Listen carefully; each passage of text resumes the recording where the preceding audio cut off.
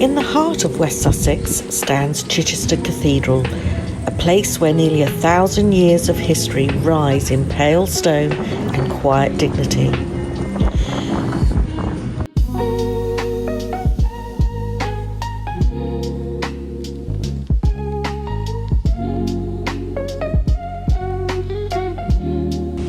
Founded in 1075, shortly after the Norman conquest of England, the cathedral has stood as a spiritual and architectural landmark for almost a millennium. Its origins lie in the relocation of the bishop's seat from nearby Selsey to Chichester, a move that placed the cathedral at the centre of a growing Norman town. From the outside, Chichester Cathedral presents a harmonious blend of architectural styles reflecting centuries of change and restoration. The earliest structure was Norman, with thick, rounded arches and sturdy columns. Over time, Gothic elements were introduced, pointed arches, ribbed vaulting, and elegant windows that allowed light to pour into the sacred space. This layering of styles tells a story not just of construction, but of continuity, each generation leaving its mark while preserving the essence of the original vision.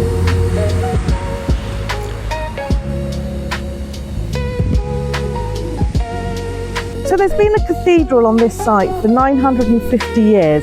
We're going to go in and have a look around today as a solo traveller. I'm really looking forward to it.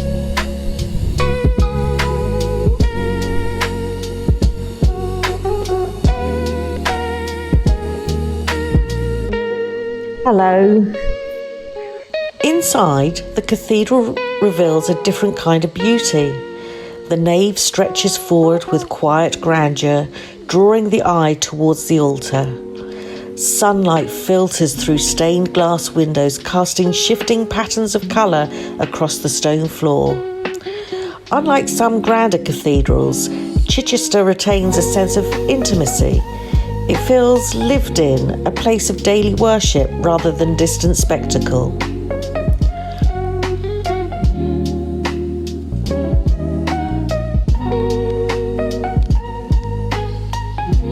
The south window dates from 1877, stonework dated to 1315.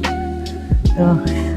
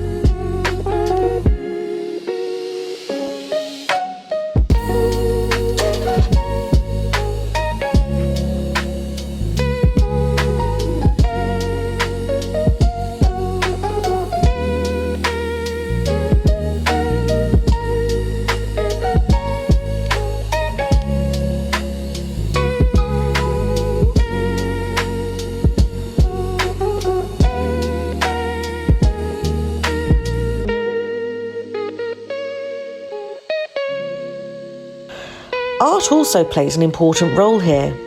The cathedral houses works by notable modern artists, including a striking tapestry by John Piper.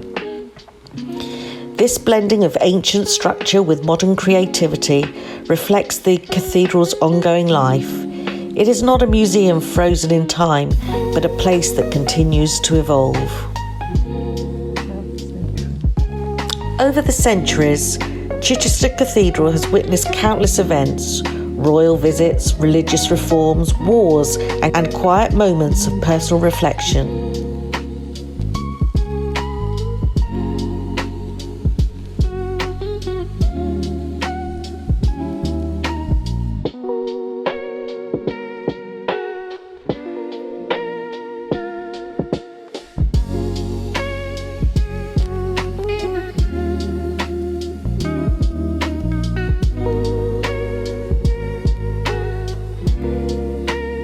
Today, visitors come not only to admire its architecture, but to experience its atmosphere. There is a stillness here, a sense of continuity that stretches back to the 11th century. So just walking through the solitude, the peace, tranquility, very humbling.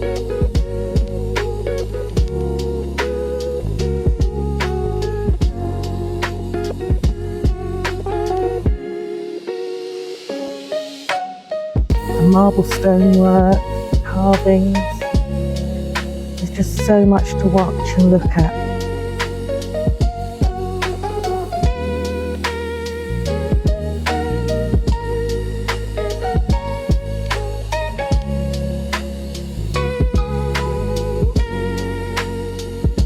So it says here that in 1075 the cathedral was moved from Selsey to Chichester.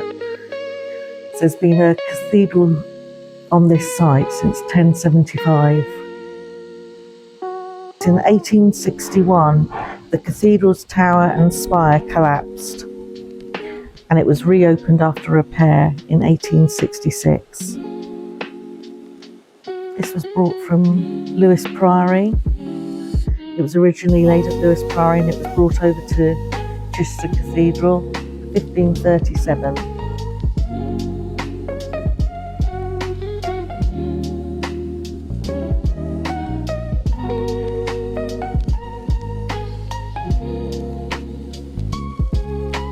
So these walls must be ancient flint.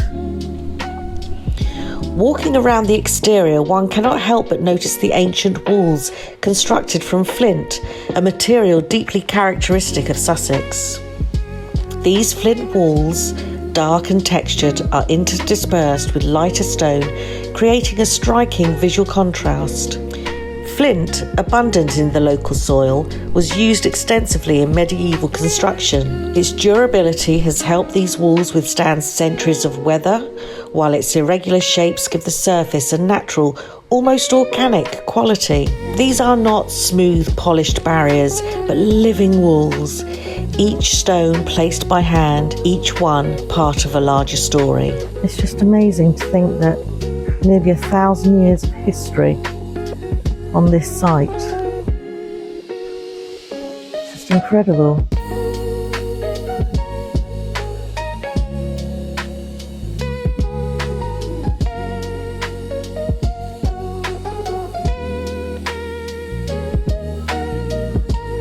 Whether one is drawn by history, faith, or simple curiosity, Chichester Cathedral offers something enduring.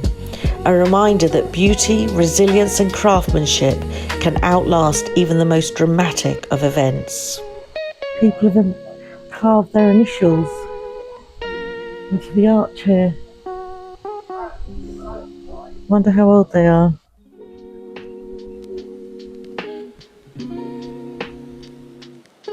Just a short walk from the cathedral lies the Novium Museum, a modern space built directly over the remains of a Roman bathhouse. This incredible mosaic.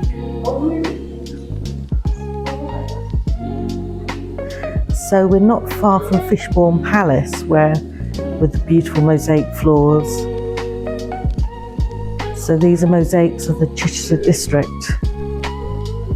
The name Novium comes from the Roman name for Chichester, linking the museum firmly to the city's ancient past.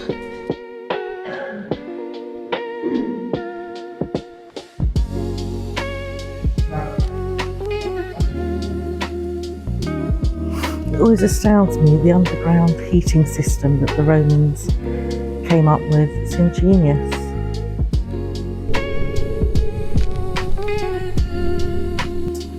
So if people were drunk and disorderly, they would be placed in the stocks and you could come and throw tomatoes and cabbages and things like that at them. That was their punishment. It's brilliant. The museum tells the story of Chichester from its Roman origins through to the present day. Arundel rises quietly from the Sussex countryside, an ancient city shaped by time and tide. From this historic setting, the path leads gently into the Arundel Wetlands centre, where the modern world seems to soften and slow. The air feels cleaner here, the sounds more deliberate.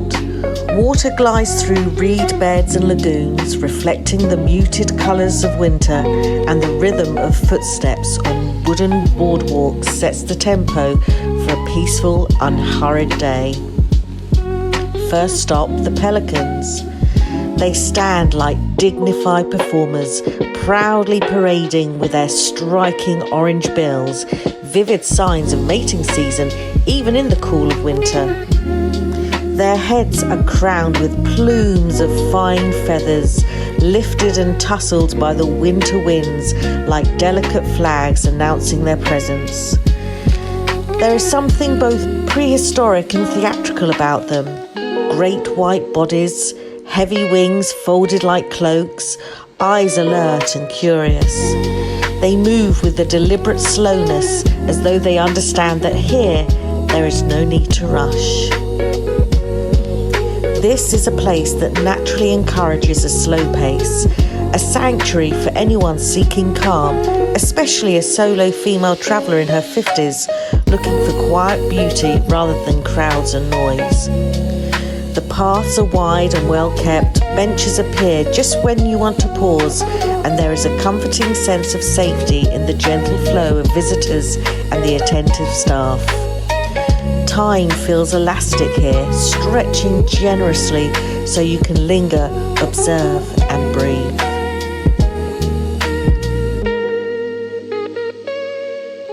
The wetlands themselves are a tapestry of serenity.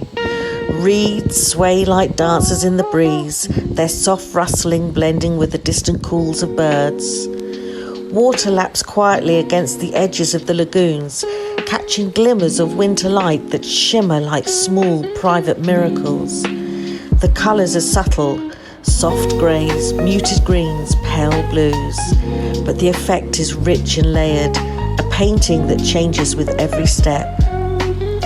Ducks dive beneath the surface, disappearing in quick, purposeful plunges, only to reappear moments later, droplets sparkling on their feathers. Their movements are rhythmic and calming, a reminder that life here follows natural cycles, not schedules. Watching them, it's easy to forget the urgency of everyday life. There is no hurry in a duck's dive, only instinct and grace.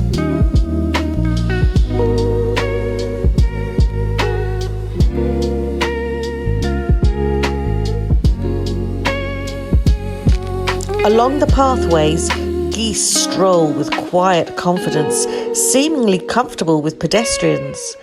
They waddle with an air of ownership, as though the boardwalks were built for their leisurely promenades. Occasionally, one will pause, tilt its head and study a passerby with mild curiosity, then continue on its way. There is something grounding about sharing space with animals so at ease, so present in their world.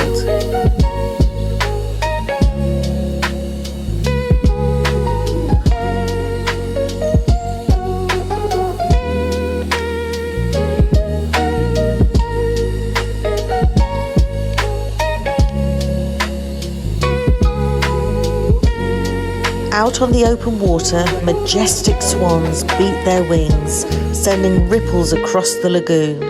The sound is powerful, a soft thunder of feathers and water, and yet the sight is elegant, almost regal. They seem to embody grace, reminding you that beauty often comes from stillness and attention. Above and around, tits of all types flit through the trees and shrubs. Blue tits, great tits, long-tailed tits, tiny flashes of colour against the winter landscape. They dart from branch to feeder, calling to one another in quick, bright noises.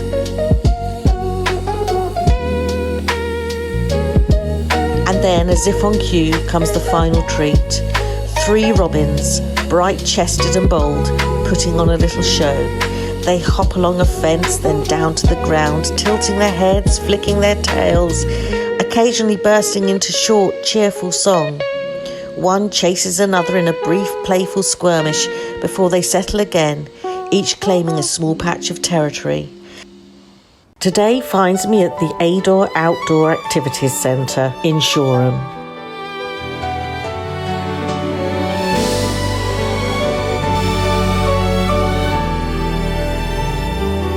So, we're here at the AOAC Outdoor Activities Centre in Shoreham.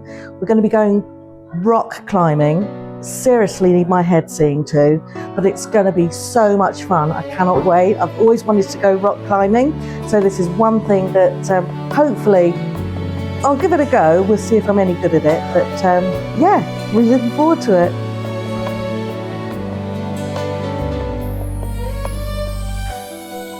I stood at the base of the climbing wall and looked up with immediate suspicion. It was very tall, unnecessarily tall. The sort of tall that feels like a personal challenge rather than a recreational activity.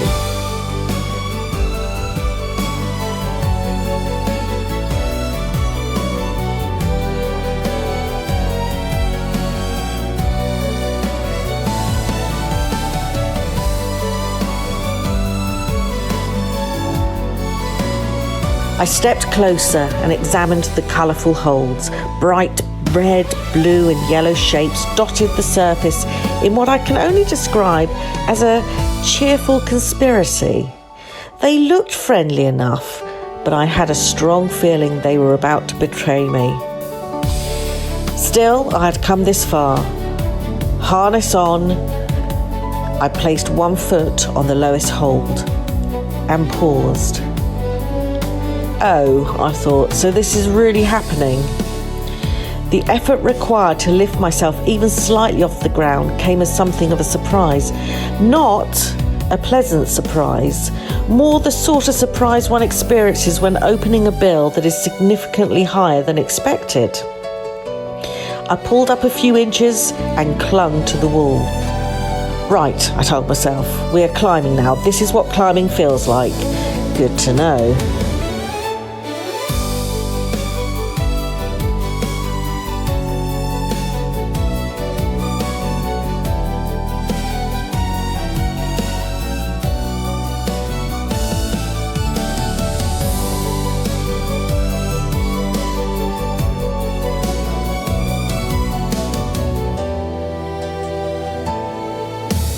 Progress. Tiny, incremental, barely measurable progress. At this rate, I estimated I would reach the top sometime in the next geological era.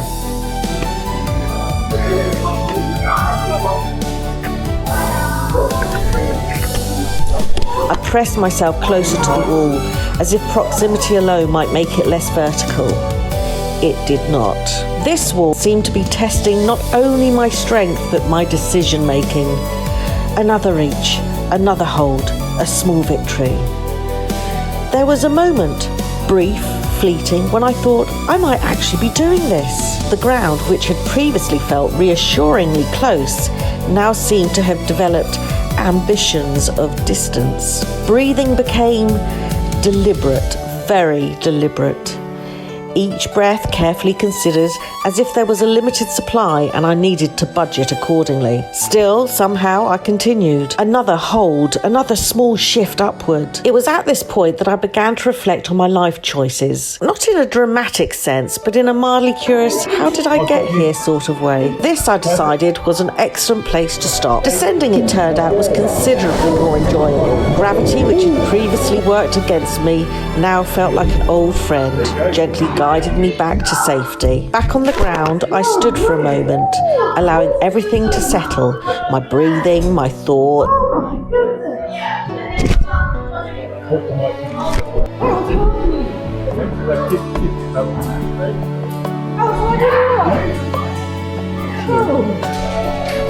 you.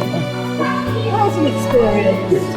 It had been, I concluded, a humbling experience. Not unpleasant, not even regrettable, just illuminating. I looked back up at the wall. It was still tall, still vertical, still slightly suspicious. And yet I found myself thinking that I might try it again. Not immediately, of course, that would be reckless, but perhaps after a bit of preparation. So, I did about 2 metres. I'm really proud of myself. My arms are killing me. Simon was an absolute gent and a star, saving my life, so thank you so much. Absolute pleasure. Yeah, well done. Thank you. Good effort. Good work. Thank you so much. Yeah. Hard work. Sweat-inducing. Because it did close down, didn't it? Yeah, for a so while? the previous tenants they went into liquidation at the end of 2024. Right. After 7 or 8 years. We went through the bidding process with the AOAC working councils. Yeah. And were successful. And how have you found it? It's been tough. It's a centre that's got a lot of meaning to us. My career started here. Right. 30 years ago, me and my wife met through the centre.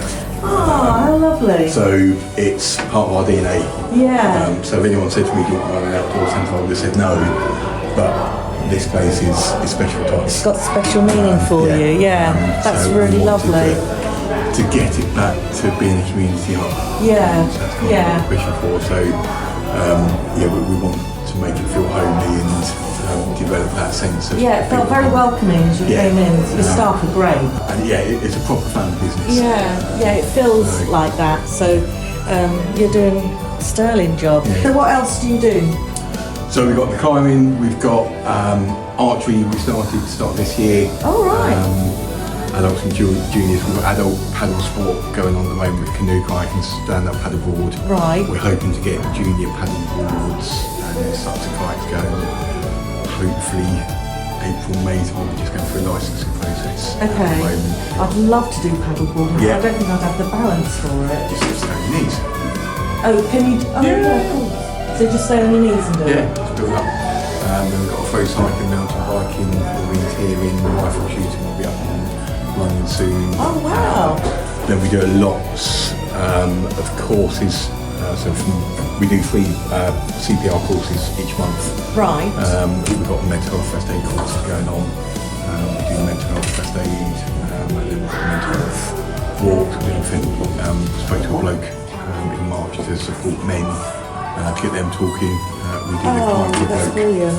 in November, and then we're looking to do some support groups for ladies as well. So supporting women going through menopause. Yeah, that's me. Bereavement, those sort of areas. But again, sort of giving that broad range. So support for partners of ladies going through menopause. Sure. So. Those we come on for free to access community-based stuff. Oh, wow. Because it's just somewhere to come and meet, go for a walk up the river. Yeah. People going through similar experiences Yeah. and things, and come back out for coffee. That's really nice. Thank you so much. Good luck with it. If there was one thing I had learned, it was this. While I may deeply appreciate the quiet dignity of ancient flint walls, there is something to be said for occasionally attempting a different kind of wall, even if it does answer back with sore muscles and a renewed respect for gravity. For now, I thought I was content. I had climbed voluntarily, successfully, in my own modest way, and that I felt was quite enough adventure for one day.